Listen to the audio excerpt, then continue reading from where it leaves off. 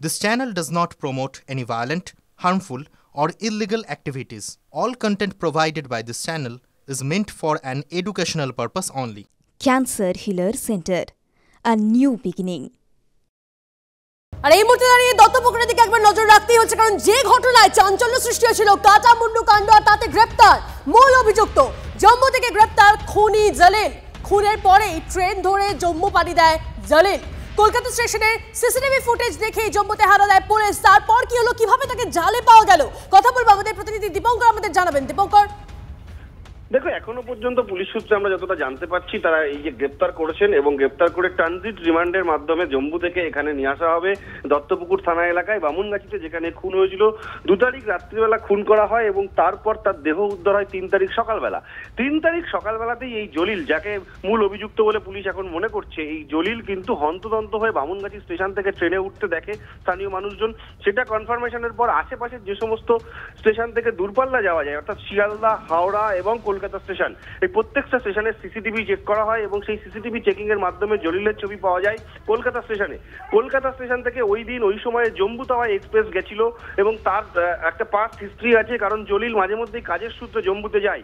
এই তথ্য পুলিশের কাছে ছিল এবং সেই সূত্র ধরেই কিন্তু জলিলকে জম্মুর দিকে গেছে এমনটা মনে করে পুলিশ ট্র্যাক করতে শুরু করে। এখানকার যে সমস্ত পুলিশ কর্মীরা আছেন তাদের সঙ্গে এখানকার পুলিশের যোগাযোগ হয় এবং এই দুটো যোগাযোগের মাধ্যমে কিন্তু জম্মুতে গিয়ে গ্রেপ্তার করেছে এবং ওখানে গ্রেপ্তার করবার পর ওখানকার যা সিস্টেম, ওখানকার আদালতে তোলা হবে এবং সেখান থেকে ট্রানজিট রিমান্ডে এখানে নিয়ে আসা হবে এবং তারপর এখানকার পুলিশ ইনভেস্টিগেশন করবেন, তদন্ত করবেন, জিজ্ঞাসাবাদ হবে এবং সেই জিজ্ঞাসাবাদের মাধ্যমে পুলিশে জানতে পারবে এই কাটামুন্ডু আসলে কোথায়। কিন্তু পুলিশের ইতিমধ্যেই জলিল যে বাড়িতে থাকতো বামুনগাছিতে, সেই বাড়ি থেকে বেশ কতগুলো ধারালো অস্ত্র উদ্ধার হয়েছিল।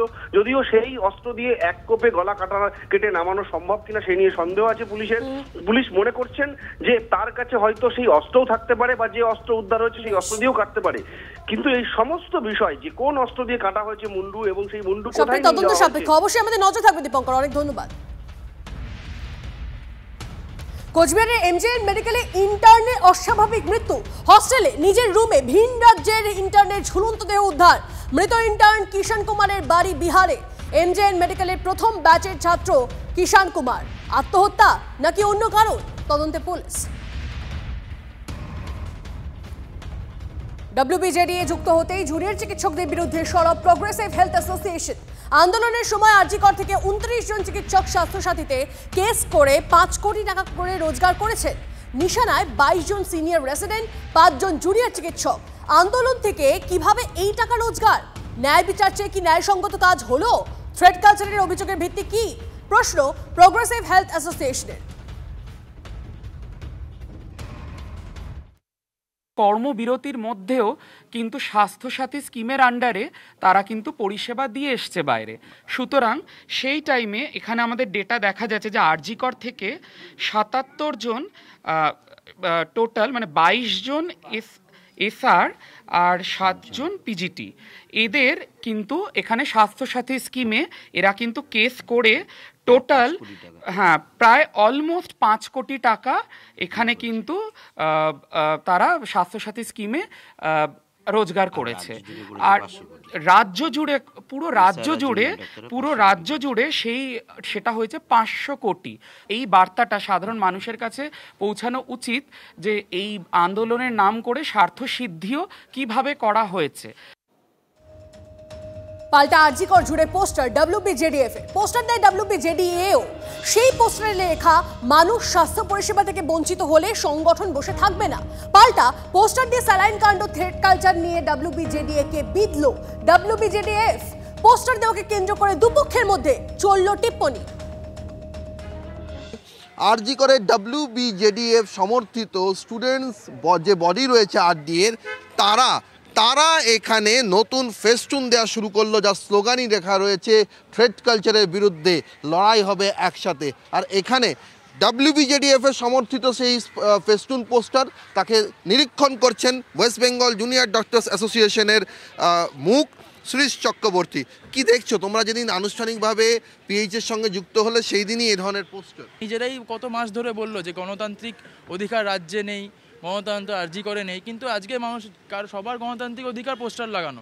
সেই পোস্টার যদি ছিঁড়ে ফেলে দেওয়া হয় তাহলে বোঝা গেল যে কোথায় গণতন্ত্রকে অবৈধ করা হচ্ছে। 20 স্যালাইন কার দায়, রাজ্য সরকারের জবাব চাই, কি বলবেন?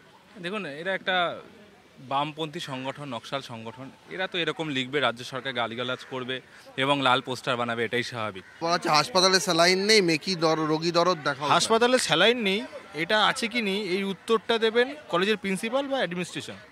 মাননীয় মুখ্যমন্ত্রীর সঙ্গে নবান্নের বৈঠকে যখন আরজিকরের প্রিন্সিপাল ডক্টর মানস বন্দ্যোপাধ্যায় গিয়েছিলেন, উনি কিন্তু জিজ্ঞাসা করেছিলেন আরজিকরে সব কিছু ঠিকঠাক পাওয়া যায় কি যায় না, উনি কিন্তু জানিয়েছিলেন পাওয়া যায়। যেখানে কলেজে থ্রেড কালচার চলে প্রচুর ছাত্রছাত্রীদের পুরো কেরিয়ার নষ্ট হয়ে গেছে, সেখানে দাঁড়িয়ে এদের এই সমস্ত বিবেকবানের মতো কথাবার্তা কোথায় ছিল? এবং অভয়ার যে ন্যায় বিচারের প্রশ্ন, সেই জায়গায় দাঁড়িয়ে এদের বক্তব্য কী? সেই সমস্ত প্রশ্নের উত্তরগুলো জানার জন্যই এবং সাধারণ মানুষের কাছে সেই বার্তা নিয়ে যাওয়ার জন্যই আমাদের এই পোস্টার। এখানে যুদ্ধের কোনো জায়গা নেই। প্রোগ্রেসিভ হেলথ অ্যাসোসিয়েশন যে বার্তা দিতে চাইছে, তার পাশাপাশি স্টুডেন্টস বডি আরডিএ এই সময়কালে যে সমস্ত বিষয়গুলো রাজ্য সরকারকে অস্বস্তিতে রেখেছে, শাসক দলের চিকিৎসক নেতাদের অস্বস্তিতে রেখেছে, সেই সমস্ত বিষয়গুলোকে পোস্টার আকারে নিয়ে এলেন। ক্যামেরায় সমরের সঙ্গে সৌরভ দত্ত, টিভি 9 বাংলা, কলকাতা।